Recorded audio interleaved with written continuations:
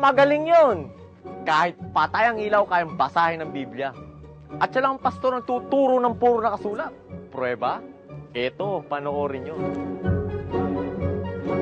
Kaya itong interpretasyon ni Ginoong Manalo na ang dalawa raw na ginawang isang taong bago ay si Kristo at ang Iglesia, ito po'y mali.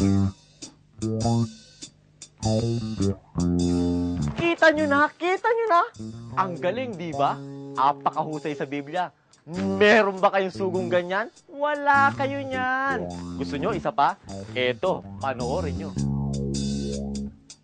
Ang wika, si Kristo ang ulo ng katawan sa makatwidbagay na Iglesia. Pinagsama ng Diyos, pinaglapat si Kristo at ang Iglesia para makabuo ng isang bagong tao.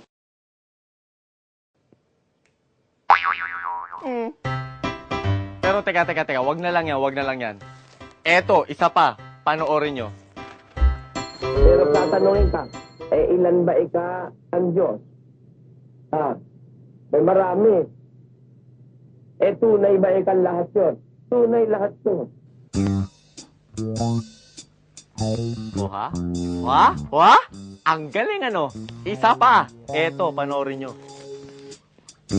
Sinasabi natin, maraming Diyos po ang pag-uusap ng Biblia. Pero wala tayong sinabing maraming tunay na Diyos.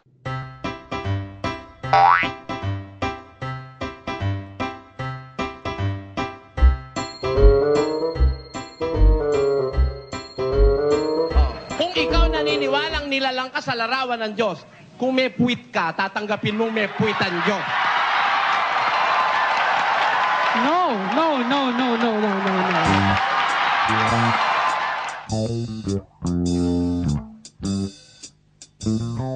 Pero hindi ibig sabihin sa langit, may upuan ng Diyos, ibig sabihin may puwit na ang Diyos.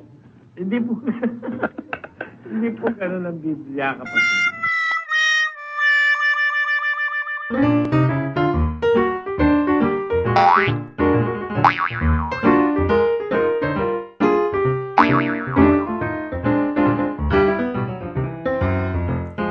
Bakit ganun? Kontra-kontrang aral mo yun.